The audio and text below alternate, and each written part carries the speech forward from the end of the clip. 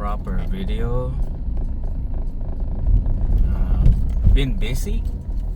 Like last year, we moved into our new place in Cavite. I previously am a resident of Parañaque City, and last November, November 2024, we moved into our own residence in Cavite. So it's been a busy several months or a year.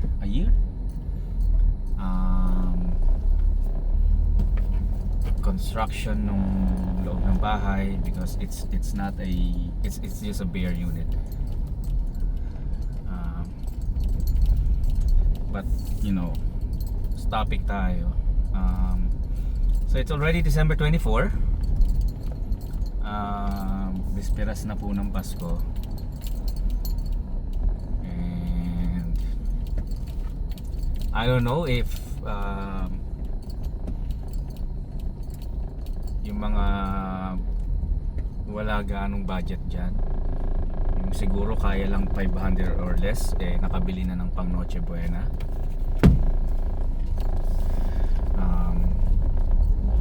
I hope with a small budget we find joy. Like, wag na nating achieve yung not really hypothetical, but yung estimate ng mga drogista nating taga-government na 500 makakabili ka na ng for a family of 4 to celebrate Noche Buena. Apparently those people are, how will I say that, separated from reality. It's just, correct me if I'm wrong kung tama kung yun yung tamang term. Disillusioned. But I hope all of us, you guys, especially those who are struggling in life, and I see that daily. So I'm driving daily, marami ako nakikita, like yung mga namamalimos, yung mga nagwawali sa kalsada. I pity them, not really to to get attention, but it's sad that up until now, and here's my point, up until now, Pasko na, even the slightest parang glimpse or hope that something will happen to what was uncovered this year, yung flood control projects na yan, yung corruption within the government,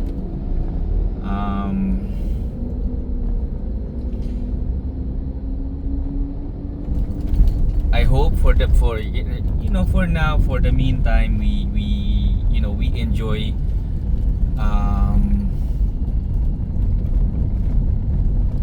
the day together with our family, even with a small or konting bagay na pagsasalu-saluhan. But I think my only prayer, I would say, especially we are approaching the end of the year, is that collectively as a country, as Filipinos, matauhan na tayo to what's happening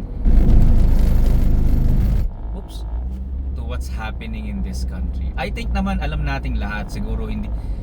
I think what happened this year is just a validation that the corruption in this government, in this country, is really that rampant. Not really from dun sa pinakamataas, but even dun sa pinakamababang pwesto sa gobyerno. So what am I trying to say? think and I pray that all of us would be awakened and probably do what's best for the future of this country. So ngayon nakikita nyo medyo hindi masyadong napapansin kung ano-ano yung mga kwentong nakikita nyo sa social media, yung nawawalang bride, ano pa ba, kung ano-anong different issues ang lumalabas sa social media. Here's just my opinion on what's happening right now. So we are just experiencing what I can call a media overload. What do I mean by that? So whoever from our government or siguro yung specialist nila is doing is they are trying to parang divert our attention to different topics, to different issues. Tinry nila pero remember way back October, pag may mga ibang issue, bagong issue, ano yung sasabihin ng mga tao sa comments, 'di ba, sa social media? O balik na tayo sa flood control. So nangyari this November, naging rampant siya, parang bumuhos yung iba't ibang issue. That is what they call media overload.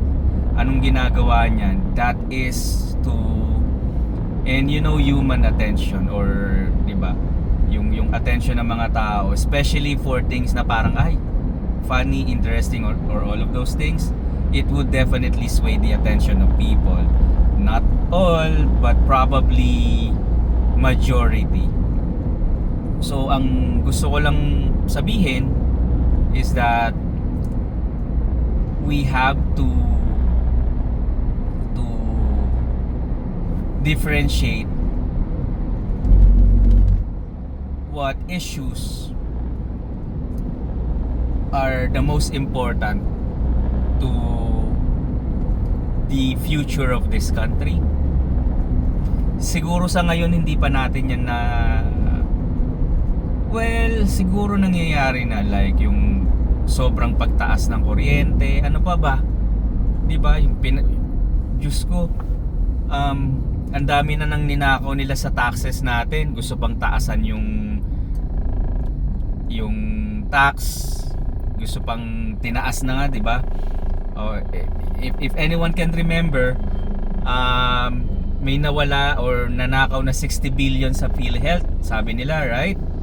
O ngayon, lalabas-labas na that was actually absorbed.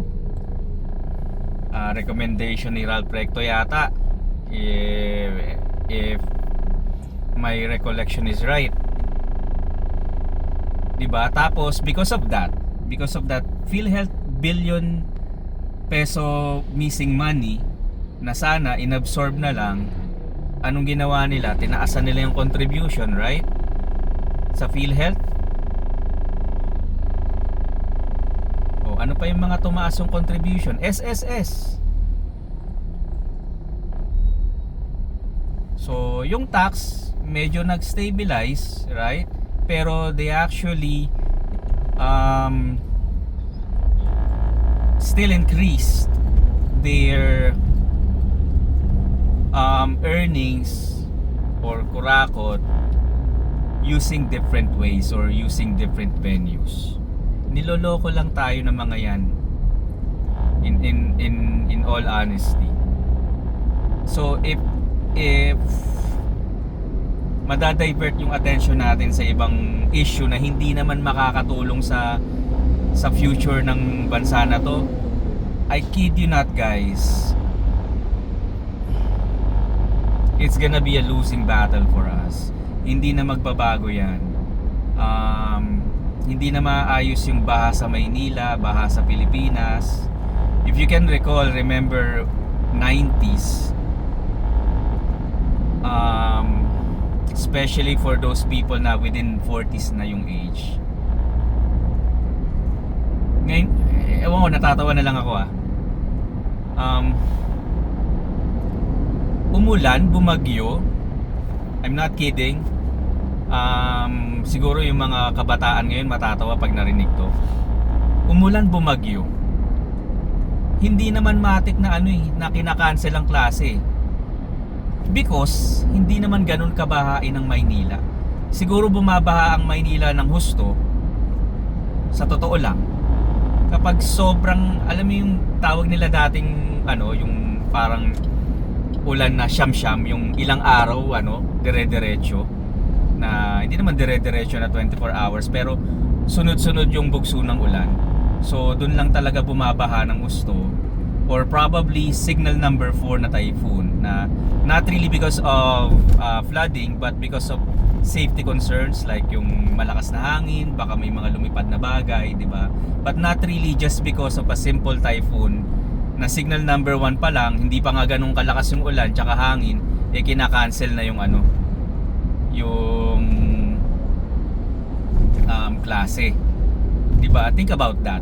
If that trend continues, imagine how much our students would learn with a short amount of time yearly they have with the school. Dati bihira naman talaga yan diba? And look at the studies right now, recent studies pertaining to science, to math, to English, na bumubulusok na ang kalidad ng mga Pilipino in terms of those things. So think about that. If this trend continues, kung divert tayo ng attention sa mga bagay na hindi naman talaga makakatulong sa bansa, I don't know what's gonna happen to us, right? But again, with this coming Christmas,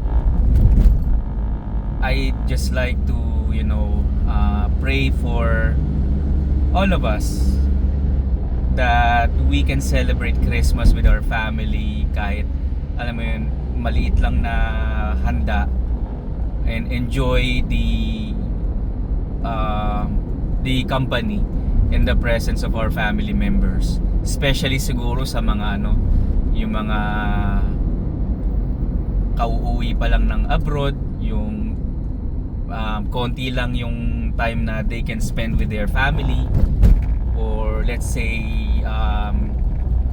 dun sa mga nagtatrabaho sa BPO, or sa mga nagtatrabaho or kailangan magtrabaho even during holiday season, like yung mga doctors, nurse, mga call center agents. I hope that all of us can celebrate Christmas without even thinking kung marami or konti yung handa natin. Just to spend even one day with our loved ones. That's all for me. Merry Christmas to all, and God bless.